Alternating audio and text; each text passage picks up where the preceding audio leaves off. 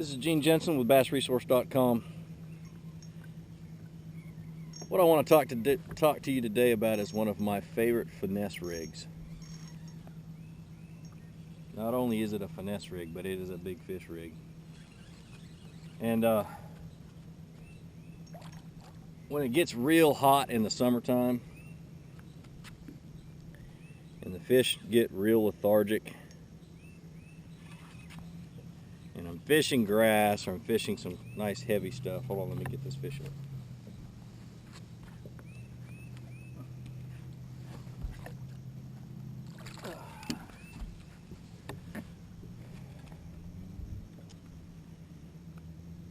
What I always go with, or what I like to go with, is one of my favorite, like I said, one of my favorite rigs.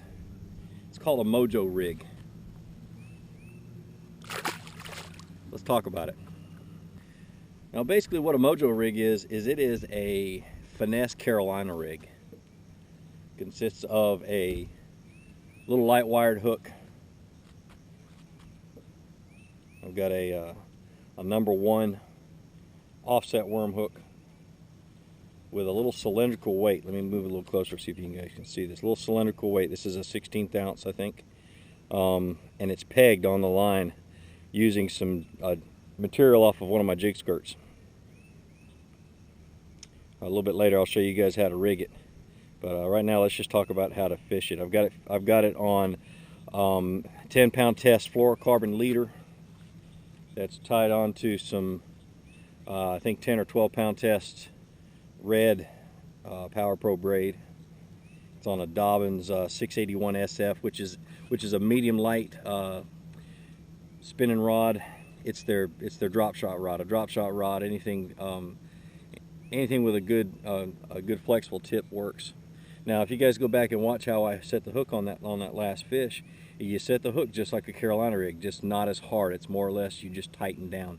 You've got that nice little light wire hook that does the job for you. You don't have to really hammer the hook set home to get that light wire hook in the bass. All right, the soft plastics that I like to use on a Mojo rig are straight tail worms. You know, your trick worms, your finesse worms, things like that. But other soft plastics work too. Small little lizards. I've fished a tournament with one with a little lizard several years ago. We did pretty good in the tournament. We didn't win, but I was catching some good fish off of the grass. Where this rig, well, like I said, you can use any soft plastic. Where this rig really shines is when you're fishing submerged grass. You guys, I hear this a lot on the forums. People talk about what is the best way to fish grass because their lure and everything's getting hung up in the grass. Well, this thing is phenomenal in the grass because instead of it burying itself because of a heavy weight, it stays on top. So you fish it just like a Carolina rig, but it glides over top of the grass. And when it gets hung in a little bit of grass, just a little tug, little pop in the line, comes right out. So you let it sink to the bottom, and it's just a matter of just slowly lifting your rod tip up or setting hook on a fish. Now, did you see how I set the hook? It's a sweeping hook set to the side. Just like I've said in my other videos, if the weight is up the line from the hook a bit, you always want to do a sweeping hook set.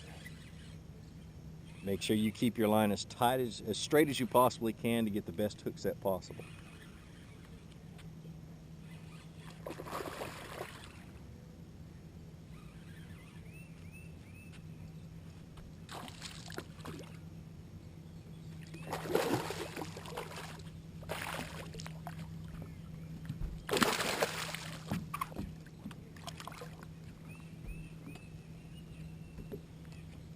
That's kind of what it does, man. When they're out, when they're on this rig, you can't beat it. 4.5, maybe 5-pounder. Pretty good little bass. You let it sink to the bottom or sink on top of the grass, and you just drag it over top of the grass very slowly. You'll feel it snagging onto the grass and pulling itself through.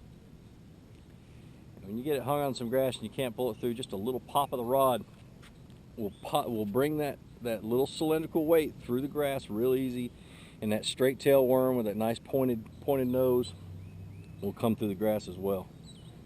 That is why this thing shines in that submerged grass. It's just a matter of just dragging and let it set. You know, it's the heat of the summer. I mean, yesterday we had what, 102-degree weather. Water temperature was at the end of the day was what was it, 89, 90 degree water temperature. These fish are getting into their summer lulls. You know, I kind of compare the summer to the winter. The winter they become really lethargic. The summer they pretty much do too. They get down in the bottom of the down into the creek channel, and they don't eat much, they don't do much, they just kind of hang out. They don't want to do much because it's so stressful for them, especially when the water temperature gets as hot as it's been. All right, let's talk about how to rig this Mojo rig. The soft plastic that you're using is going to determine what hook you use. Now, I always go with a light wire hook. The reason is because I'm using light line, medium light rod. I'm not going to have the backbone I need to be able to set the hook on a heavy wire, or set it on a heavy wire hook. And so the hooks I go for are a #1 or a 1/0 offset worm hook is my #1 choice. If I'm using a fat soft plastic like an Old Monster or Mag 2 or you know, anything a little bit wider than a trick worm, I'll go up to an extra wide gap 1/0. But I'm not going to go any higher than that. You're still going to get a good hook set, I promise. What you're going to gain is better action on your soft plastics. So the components that this rig requires is a hook, one of those little cylindrical weights. Now you can buy these from the Mojo Weight Company. They make them. I make mine myself just because I enjoy making my own tackle anyway. But I use, just for the record, I use a Do It lure body mold. It's the same mold that they use to do the inline spinner weights and things like that. That's what I use, and the reason I love it is because the ones that you get out of the lure body mold are a little bit more pointed, and they come through the grass a little bit easier than a Mojo Weight will. Mojo Weight has this little bitty ridge that's around the end of it that will catch grass every once in a while. And it's just my personal preference. It'll come through the grass, but you know, I am the way I am. So the other thing you're going to need in order to tie this rig is you're going to need a little piece of fishing line. Okay, this one's about 8 or 10 inches long, and 2 or 3 strands of jig skirt material, the silicone off a jig skirt. Okay, you can use these. This is what you use to peg it, or you can use these little pegging pieces of pegging rubber. I don't know, I can't remember the company that makes them, but you can buy them from Bass Pro Shops. You can use these, but I like to use my jig skirts. All right, first thing you do, take your little weight and thread it on the line. Then you take your little hook and you tie it on the line. The 2 knots that I use to tie a hook on the line are an improved clinch knot or a Palomar knot. I like an improved clinch knot just because I can tie it fast.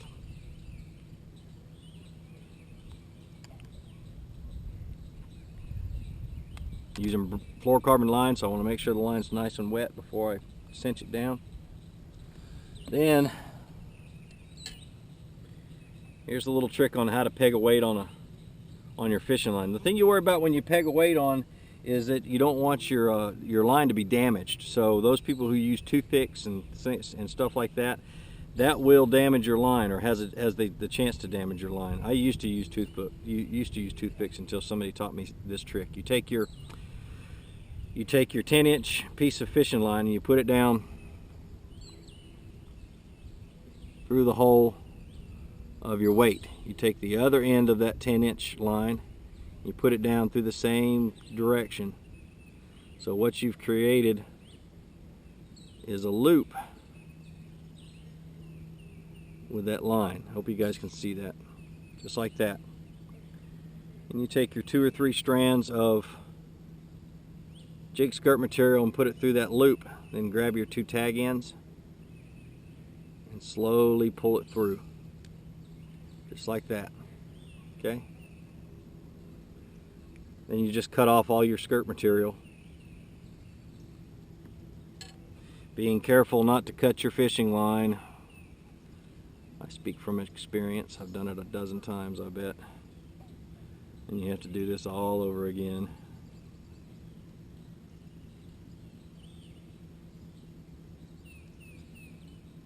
Okay, just like that, and it's pretty pegged in there, down there, but it will slide up and down the line, and it does while you're cast too, but you just got to make sure you keep it about in the right spot. Where I like to keep it is between, you know, 6 to 10 inches in front of the line. I don't. Sometimes I'll fish at a 12-inch leader, but not much longer than that. And that's how you rig it. Texas rig your worm, throw it out there, fish it. That's it, the Mojo rig.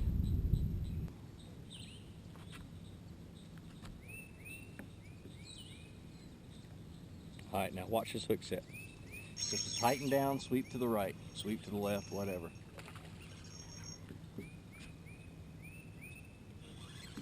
And I was just dragging it through the grass. Now it's all about the fight. Have your drag set right.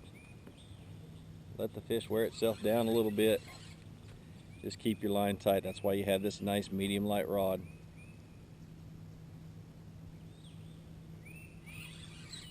Don't horse him. You're using a light wire hook. You're using light line. Just try to keep him up out of the grass. That's all you got to do.